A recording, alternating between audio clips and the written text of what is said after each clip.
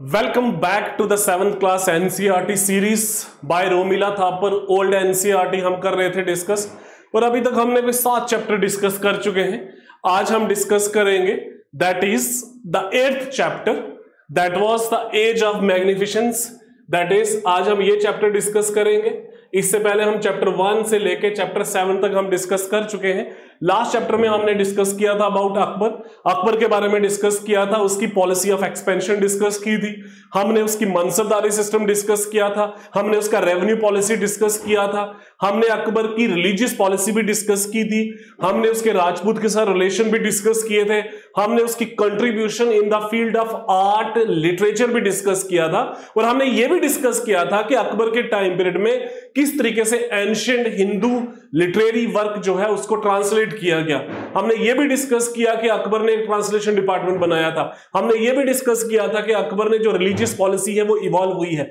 उसी कड़ी को आगे रख के आज हम नेक्स्ट चैप्टर जो डिस्कस करेंगे that was the age of magnificence. ये चैप्टर नंबर 8 है।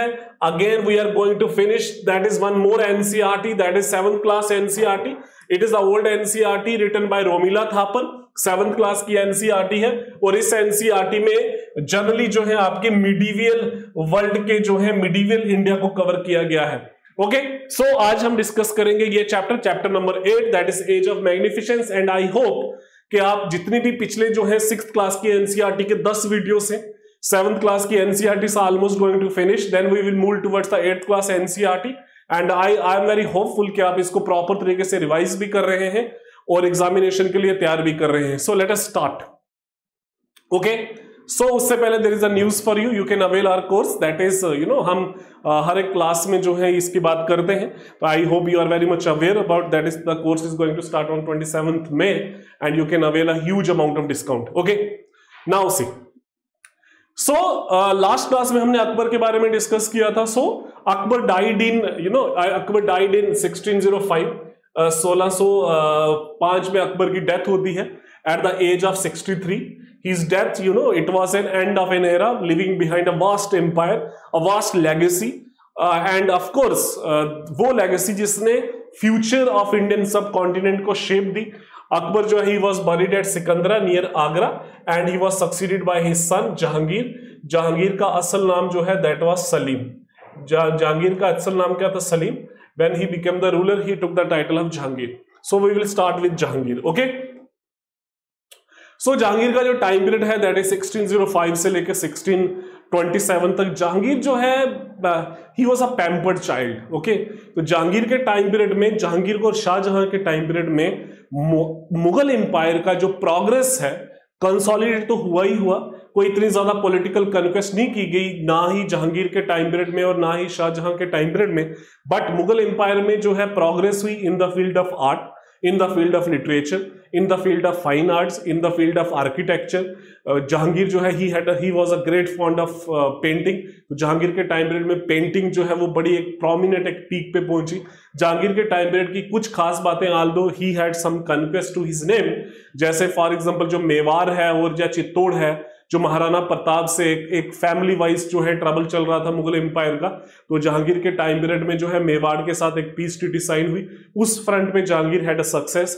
साउथ में he got some success. But one bad news for the Mughal empire कि during the time period of Jahangir जो आपका जो नॉर्थ वेस्ट पार्ट है, आपका जो कंधार एरिया है, दैट हैज बीन लॉस्ट। वो परमानेंटली मुगल एम्पायर से निकल गया। आल्दो शाहजहां ने 2 दफा कोशिश की लेकिन जो है कंधार मुगल एम्पायर से निकल गया। तो कई बार यूपीएससी में क्वेश्चन आता है, स्टेट पीएससी में क्वेश्चन आता है कि कौन से मुगल रूलर के टाइम पीरियड में जो है कंधार जो है मुगल एम्पायर से परमानेंटली जो है वो निकल गया। That was during the time period of Jahangir. बाकी there is one more important part to the life of Jahangir, that was the time period of Nurjahan. Okay, Nurjahan जो उसकी वाइफ थी, he had number of wifes. Okay, number of wifes, लेकिन जो सबसे popular, सबसे उसकी favourite wife थी दैट वाज नूरजहां। नूरजहां का असल नाम मेहरुनिसा था। नूरजहां उसको टाइटल दिया गया था। Nurjahan, she was a very powerful lady, she was beautiful, she was intelligent, she was a fashion icon, she had a great sense of politics, she has a great sense of administration, she took part in politics actively। उसने बड़े actively तरीके से participate किया। Okay, so Jahangir was the 4th Mughal ruler. Jahangir was the 4th Mughal ruler. He was born as a Prince Salim, 69 में इसका birth हुआ. As a young prince, he was known for his rebellious nature. Rebellious nature था, he was, he was a pampered and he was spoiled child, you can say that. तो जहांगीर ने जब जवान हुआ तो जहांगीर ने रिवोल्ट भी किया, that his revolt was suppressed. तो बड़ी सारी चीजें जो है हुई जहांगीर के साथ. He had not a very good relation with his father. Father के साथ उसके साथ इतने अच्छे रिलेशन नहीं थे. There was a time जब जहांगीर जो है was about to replace, okay? Akbar का कोई मन नहीं था जहांगीर को रूलर बनाने के लिए, क्योंकि अकबर हैड अ विजन कि जहांगीर टाइप का आदमी जो है, जो जहांगीर का जो नेचर है, that won't be good for the Mughal empire. Mughal empire के लिए वो अच्छा नहीं होगा. So that is one of the reason जो है he had made up his mind के जहांगीर का जो बेटा होगा उसको रूलर बनाएंगे. बट समहाउ रेस्क्यू हो गया. समहाउ जो जहांगीर के जो मैटरनल साइड थे, that was a Rajput, that is Rajput का बड़ा एक पावरफुल ग्रुप था जो जहांगीर की मदर थी, she was the Rajput lady. तो जितना भी जो राजपूत जो ग्रुप है वो आ गया रेस्क्यू करने के लिए, और जिसकी वजह से जहांगीर सेफ हो गया and he become the ruler. Okay. Initially, he was appointed as a governor of Awadh and Bengal.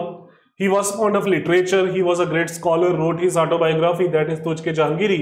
He shared Akbar's interest in social and religious reform.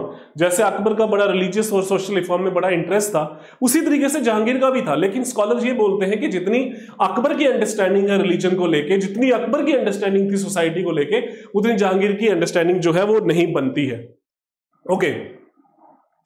So he shared the interest of Akbar in social and religious life reforms, but he never studied the problems of religion as deeply as his father. Okay. Marriage with Noor Jahan. Noor Jahan was one of his most favorite wife. 1611 में जो है नूर जहां की इसके साथ शादी हुई. तो नूर जहां had immense political influence and power, and she became a crucial advisor to her husband. Noor Jahan was beautiful and intelligent woman. She took a keen interest in the matters of the state. Jahangir used to take her advice on every front. Okay, she was so powerful. उसके नाम के coins भी issue हुए. नूर जहां created a powerful group in the Mughal court that was known as नूर जहां junta. तो नूर जहां जब मुगल कोर्ट में आई तो नूर जहां के साथ और भी लोग आए. उसके फादर आए, उसकी मदर आई, उसके भाई आए. तो जिसकी वजह से नूर जहां का एक बड़ा पावरफुल ग्रुप बन गया जिसको नूर जहां जुंटा बोलते हैं. और इस नूर जहां जुंटा में उसका फादर मिर्जा ग्यास बेग था, उसका भाई आसफ खान था, उसकी मां असमत बानो बेगम थी. मिर्जा गियास बेग जो है ही बिकेम द वजीर of the empire. Asaf Khan जो है ही बिकेम द मीर बख्शी. बाद में आसफ खान की बेटी थी मुमताज महल, उसकी शादी जहांगीर के बेटे के साथ हुई. देन शाहजहां भी इस ग्रुप का हिस्सा बन गया. तो नूर जहां शी वाज वेरी पावरफुल. तो नूर जहां का बड़ा इन्फ्लुएंस रहा है. नूर जहां का जो असल नाम जो नूर जहां का था, that was Mehrunissa. Okay. Then अगर हम जहांगीर की कन्क्वेस्ट की बात करें, जहांगीर की कन्क्वेस्ट कहां पे हुई? Mewar, Kangra, Ahmednagar. He signed a peace treaty with the Rana of Mewar. Then he consolidated his power. He strengthened the Mughal grip over northern India and central India. Okay, but the most important loss was the loss of Kandhar. Jahangir lost Kandhar to the Persian Empire permanently. Of course, he had a trouble with his son. That is later stages में शाहजहां ने भी इसके खिलाफ जो है वो revolt किया था जब उसको साउथ में भेजा गया था. वो थोड़ा सा हायर क्लासेस में हम उसको डिटेल में पढ़ते हैं कि वाई शाहजहां का रिवोल्ट क्यों हुआ, खुर्रम ने रिवोल्ट क्यों हुआ. शाहजहां का असल नाम खुर्रम था. Okay. And there also they had a problem with the Portuguese के साथ भी इसकी जो है जहांगीर की प्रॉब्लम थी. That is the loss of Persia by Jahangir. Okay. तो जहांगीर जो है ये उसका टाइम पीरियड है. प्रॉस्पेरिटी है, नो डाउट, ठीक है. लेकिन जो है पर्शियन जो एम्पायर है, that was ruled by that is Safavid dynasty. Safavid dynasty थी वहां पे. Safavid dynasty Persia had been gaining strength and they post a formidable challenge to the Mughal control over the region. Jahangir struggle to maintain Mughal dominance in the age a Safavid encroached a Persian territory. Border conflict हुए जिसकी वजह से जो है कंधार इनके हाथों से निकल गया. So that was a negative aspect of Jahangir's time period. Okay. क्योंकि why it was important? Because Kandahar जो है it had been the part of the Mughal empire since the time period of Babur के, हुमायूं के, अकबर के टाइम पीरियड तक उसके कंट्रोल में ही रहा. तो लगभग 100 साल मुगलों ने कंधार को अपने ग्रिप में रखा. बाद में जब औरंगजेब आया तो औरंगजेब ने दोबारा से कंधार को रिकनकर करने की कोशिश की. Okay. Then European in the court of Jahangir. Jahangir के टाइम पीरियड में यूरोपियंस भी आए. जैसे फॉर एग्जांपल 1498 में जो है पोर्चुगीज आ गए थे, ठीक है. लगभग 1600 में जो है ईस्ट इंडिया कंपनी भी बनी. तो they were trying their hard to get the permission from the Mughal emperor so that they could pursue the trade activities. Okay. So during the time period of Jahangir, Mughal court saw the influx of European traders and diplomats. This marked the significant shift in the Indian global interaction. The first representative of English and Dutch East India Company, such as Captain Hawkins, Thomas Roe जो है इसके court में आए. Jahangir interaction हुआ, but European visitors were complex. They were both cooperation. There was more cooperation and conflict as the Mughal tried to balance the foreign influence with their own imperial goal. Thomas Roe pursued Jahangir को कोशिश की persuade करने की. Thomas Roe ने successful नहीं हुआ, but बाद में जो है he was successful with the interference of Nurjahan. जब नूरजहां की इंटरफेरेंस हुई तो थॉमस रो जो है he was successful. So Thomas Roe जो है ही वाज फाइनली जो है उसको परमिशन मिली मुगल कोर्ट में, और you can say that factory establish करने के लिए. In 1612 the captain Thomas Best defeated Portuguese in the sea of Surat, और जहांगीर ने इंप्रेस होकर परमिशन दे दी, और फाइनली फर्स्ट फैक्ट्री जो है वो सूरत में बनाई गई, और परमिशन थॉमस रो के मिली थी. ओके. जहांगीर का टाइम पीरियड जो है it was known for number of administrative reforms. जो सबसे इंपॉर्टेंट रिफॉर्म रहे हुए हैं जहांगीर के, दैट वाज हिज 12 ऑर्डिनेंसेस. तो जो 12 ऑर्डिनेंसेस थे जहांगीर के टाइम पीरियड में, ये एडमिनिस्ट्रेटिव और इकोनॉमिक नेचर ऑफ रिफॉर्म्स थे. These ordinances were also known as, in ordinances को क्या बोलते थे, दस्तूर अमल भी बोलते थे. Okay. So Dastur Amal was the 12 ordinances issued by Jahangir. It was the rules of code of conduct. Rules और कोड ऑफ कंडक्ट थे. ओके. तो बेसिकली क्या थे, no that is like no one should capture the others houses, cutting of nose and ears forbidden, mutilation जो है वो बंद कर दी गई थी. जागीरदार शुड बी चेक्ड. तमगा एंड मीर बकरी जो है एक टोल टैक्स थे उसको खत्म कर दिया गया. टोल टैक्स अबॉलिश कर दिए गए. इंटॉक्सिकेंट बैन कर दिए गए. एनिमल स्लॉटर्स बैन हुए. प्रोहिबिशन ऑफ ऐसे छोटे मोटे टैक्सेस जो है वो बंद कर दिए गए. Respect paid to the Sunday birth, that was the birthday of his father. जो सबसे इंपॉर्टेंट उसका एक जिसको आप बोल सकते हो एक बड़ा इंपॉर्टेंट उसने स्टार्ट किया, दैट वाज इंस्टॉल किया, that is chain of justice, also known as जंजीर अदल. ये सिस्टम एस्टैब्लिश किया कहां पे, जहांगीर ने. कहां पे, इट वाज अ चेन जिसमें जो है 25 मीटर टावर जो है उसके साथ एक चेन लगी हुई थी, और नीचे जो है गोल्ड और गोल्ड की बेल्स थी on the bank of river Yamuna. अगर किसी के साथ भी कुछ गलत हुआ है, अगर कोई भी जस्टिस की तलाश में है, you have to just ring the bell, और विद इन द 24 आवर्स और within the specific time period justice जो है वो इट वुड बी डिलीवर. आपको जस्टिस जो है वो डिलीवर होगा. So that was a chain of justice और जंजीर अदल. Literary activities under Jahangir. Jahangir had a great interest in the literary activity. Okay, he was a renowned patron of literature. He supported the creation of numerous literary works, including historical chronicles, poetry and philosophical treatise. Jahangir के time period में Persian literature flourished हुआ. ठीक है. Biographies हुई, travelogue लिखे गए, mystical poetries लिखी गई. उसकी जो अपनी जो ऑटोबायोग्राफी है दैट वाज तुझके जहांगीरी, वो उसने खुद लिखी. और there was one more scholar that is the Motamid Khan. He wrote his biography that was known as Iqbal Nama और इकबाल जहांगीरी जो है, और जहांगीर नामा जो है वो मोतमिद खान ने लिखा. जहांगीर की जो ऑटोबायोग्राफी है it was known for his frankness, it was known for his clarity, it was known for his truthfulness. Jahangir ने अपने नेचर के बारे में कि that is he was a fond of liquor, he was fond of so many toxicant, ये सारा उसने जो है अपनी ऑटोबायोग्राफी में क्लैरिटी के साथ और कन्विक्शन के साथ लिखा है. Okay. Then painting under Jahangir. Jahangir had a great interest in painting. ठीक है. मुगल पेंटिंग जो है वो किसका है, Persian, Indian and European influence का ब्लेंड था. Okay. And it created unique aesthetic sense. तो कौन कौन से पेंटर थे, उस्ताद मंसूर जो है he was expert in flora and fauna का एक्सपर्ट था. इसके नादिर अल असर का भी टाइटल दिया गया था.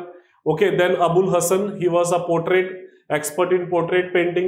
Then Bishan Das was again a great portrait painter. Then Abul Hasan, then Farooq Beg, then Murad, then Madhav. ये सारे जहांगीर के टुगोट के जो हैं वो पेंटर्स हैं. जहांगीर ने अलग अलग कारखाने स्टैब्लिश किए, और ऐसा बोला जाता है कि Jahangir was so expert in painting कि पेंटिंग देख के बता सकता था कि ये पेंटिंग किसने की हुई है. तो Jahangir had more interest in painting में जहांगीर का ज्यादा इंटरेस्ट था. Then after Jahangir the next ruler is Shahjahan was the 5th Mughal emperor. Okay. he became the ruler in 1628 after a war of succession. His early reign was marked by military campaign to consolidate the Mughal Empire. Of course, he gave patronage to art, leading to the construction of some most beautiful and iconic structure. The time period of Shah Jahan was also known for the progress in the field of art and architecture.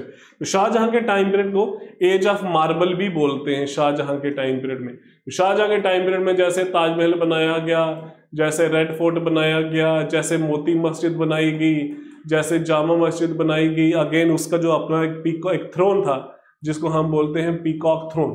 Peacock throne was again a very popular chair of Shahjahan. Bebadal Khan ने उसकी जो है he was architect जो है वो बेबादल खान था.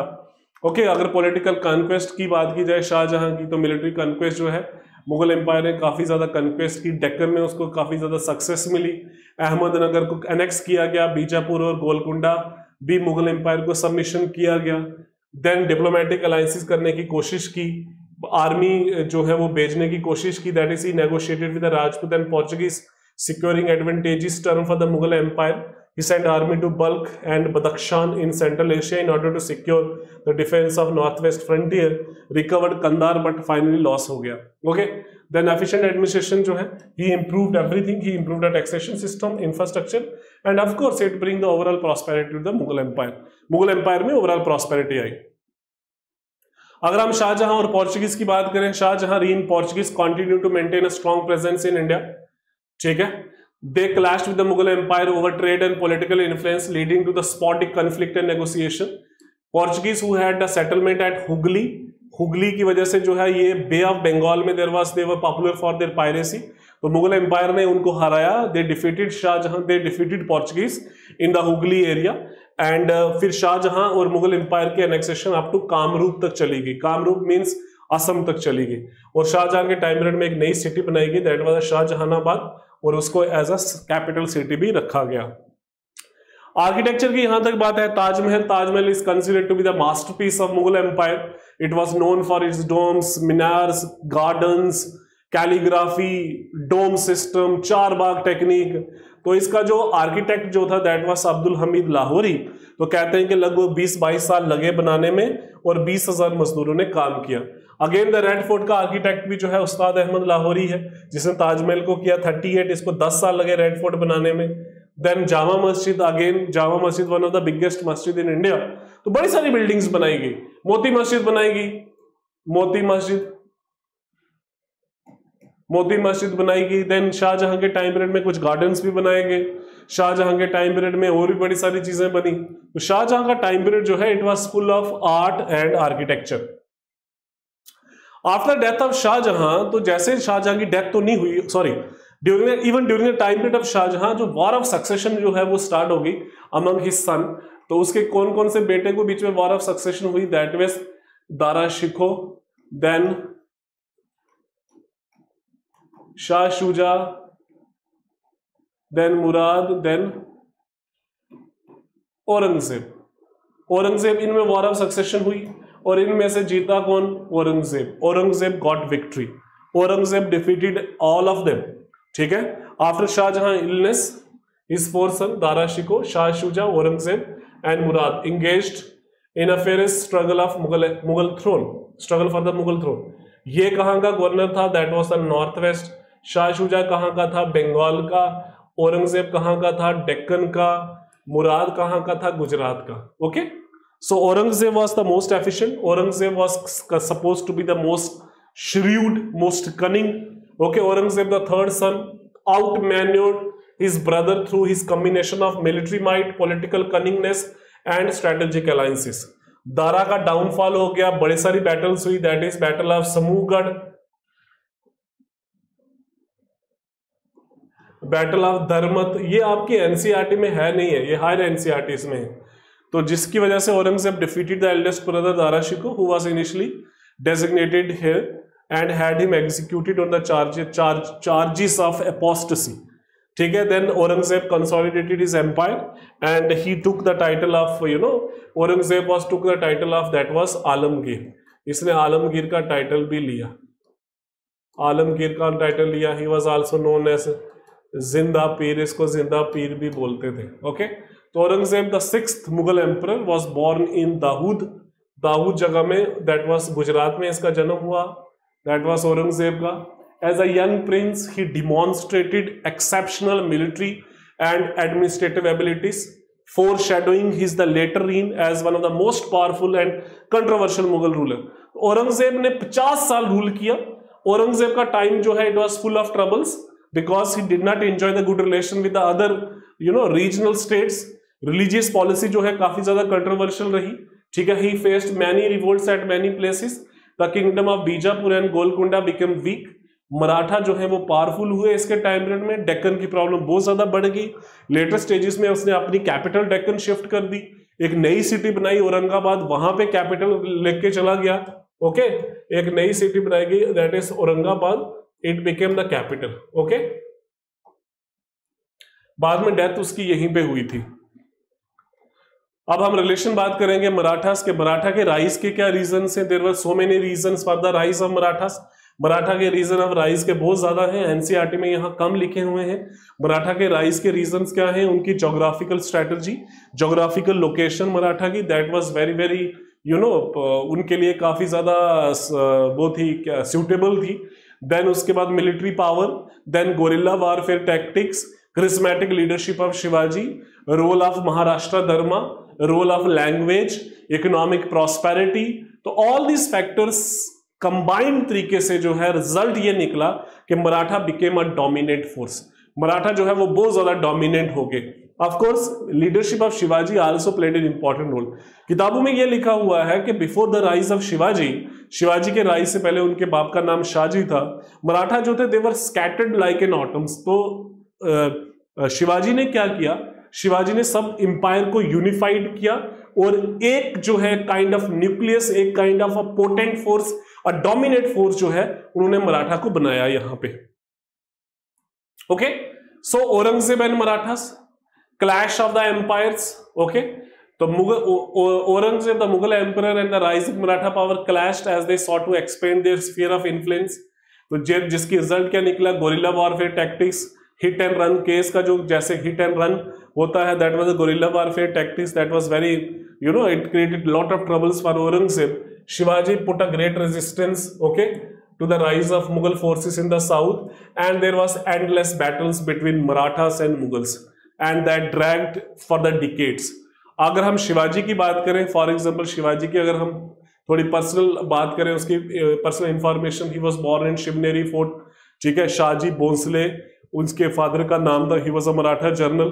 जागीर साहब Pune and Supe under the Bijapur, उनके अंडर काम करता था.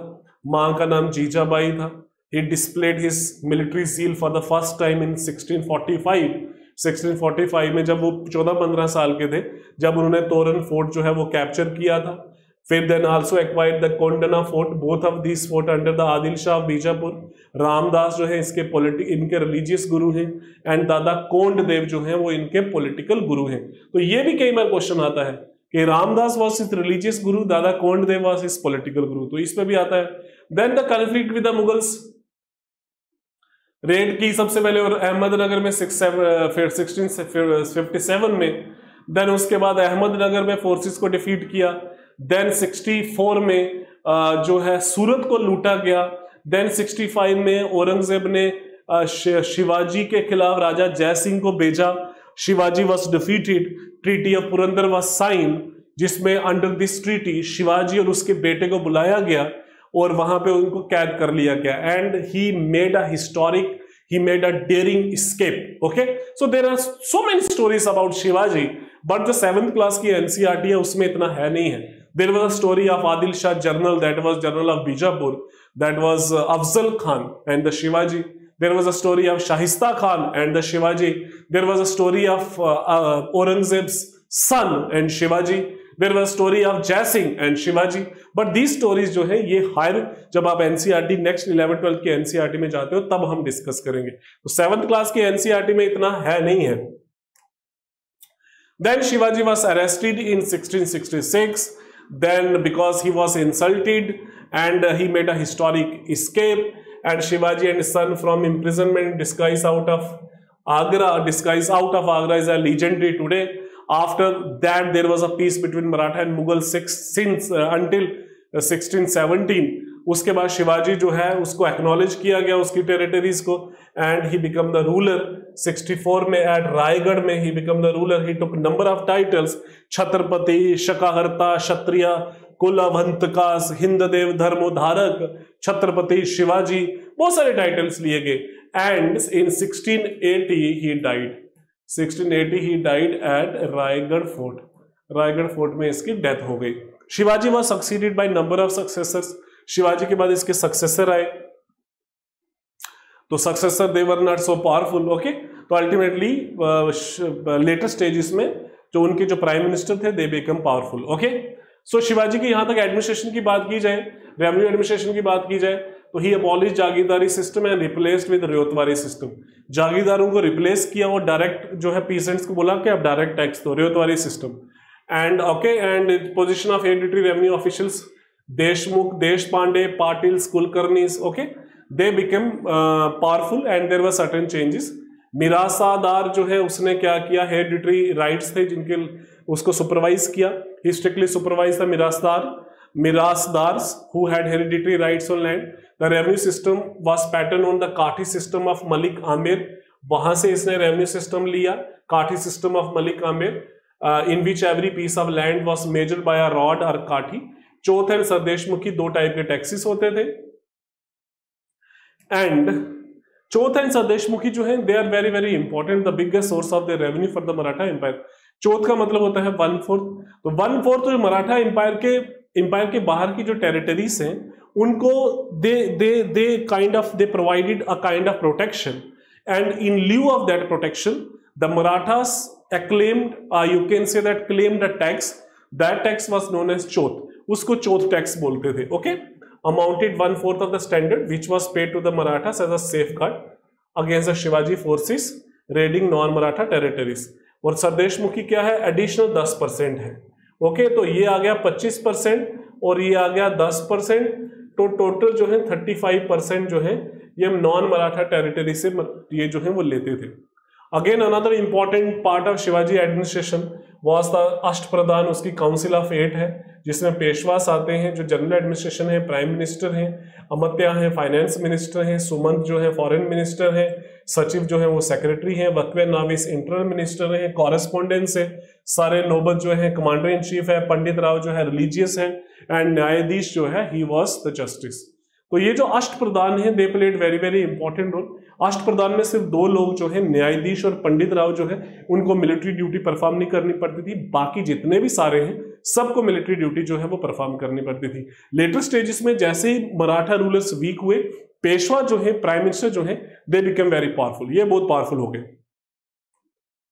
Successor of Shivaji that was Sambhaji, he continue his war with Aurangzeb, he was captured and killed in 69, और इसका बेटा जो है शाहू जो है उसको कैप्चर कर लिया गया।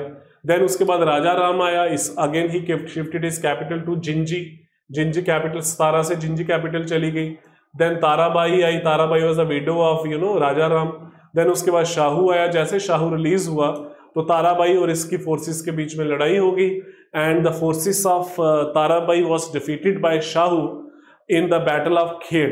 एक बैटल हुई, बैटल ऑफ खेड़ 1707 में, इसमें शाहू जो है Shahu become victorious with the help of Balaji Vishwanath. Balaji Vishwanath later on become the prime minister और become the Peshwa of Maratha empire. Okay,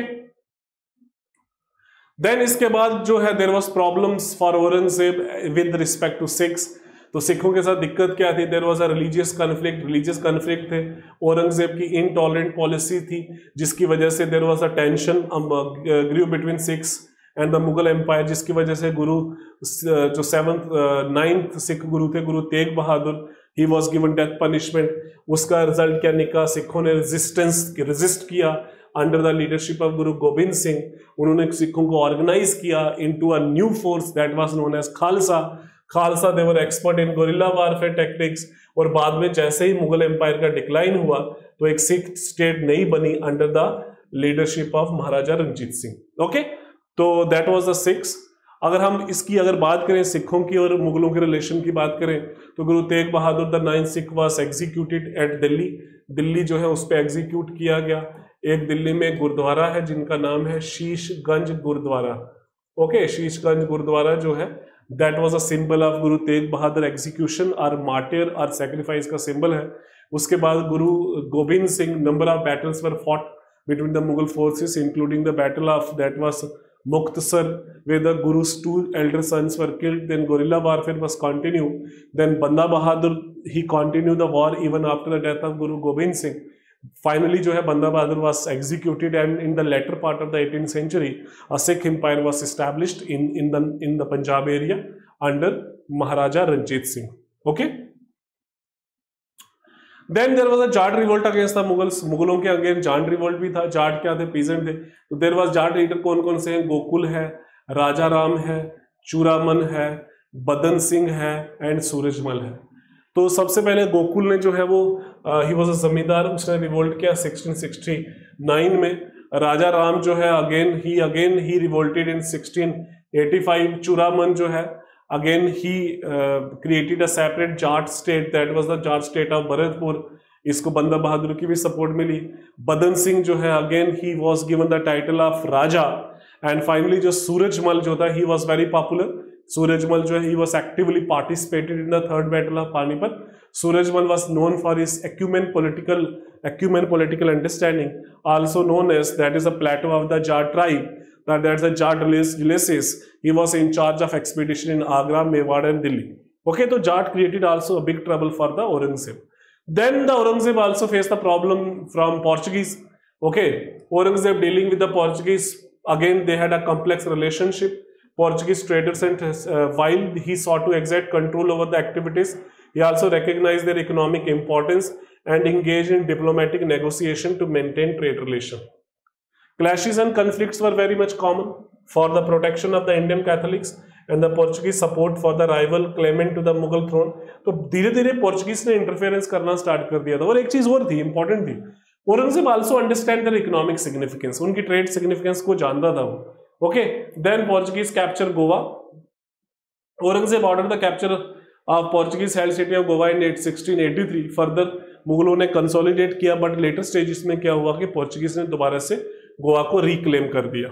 okay, then some की फीचर्स ऑफ मुगल आर्किटेक्चर। तो इसमें क्या है? Use of red sandstone, white marble, large domes and minars, intricate carving, gardens, symmetrical layouts. Buildings कौन कौन सी हैं? ताजमहल है, आगरा फोर्ट है, ये भी यूनेस्को। शालीमार गार्डन जो है शाहजहां ने बनाया था। निशात बाग जो है again it was by Jahangir के टाइम पीरियड में आसिफ खान ने बनाया था। Jama Masjid built by that was Shahjahan. Badshahi mosque built by Aurangzeb. Humayun tomb again a big building. Agra fort again a big building of Akbar. Allahabad fort again a big building. Fatehpur Sikri very big building. Then उसमें दीवाने आम, दीवाने खास, पंचमहल, बीरबल महल, Jodha Bai palace, बहुत सारे हैं जो आपकी एनसीईआरटी में नहीं है। लेटेस्ट स्टेजेस में हम इसको डिस्कस करते हैं। Okay, so there are some key example of literature during the time period of the Mughal Empire. Tuzuk-e Baburi जो है बाबर की ऑटोबायोग्राफी है। देन दीवान बाबर की कलेक्शन ऑफ पोइम्स है। तुझके जहांगीर की ऑटोबायोग्राफी है। मजमाउल बहरान दारा शिकोह का मेजर वर्क है सूफीज्म में। रामचरितमानस तुलसीदास ने लिखा। अकबरनामा अबुल फजल ने लिखा। तारिख अल्फी मुल्ला दाऊद ने लिखा। पादशाह नामा अब्दुल हमीद लाहौरी ने लिखा। वकायत आलमगिरी आकिल खान ने लिखा। खुलासत तवारीख सुजन राय ने लिखा।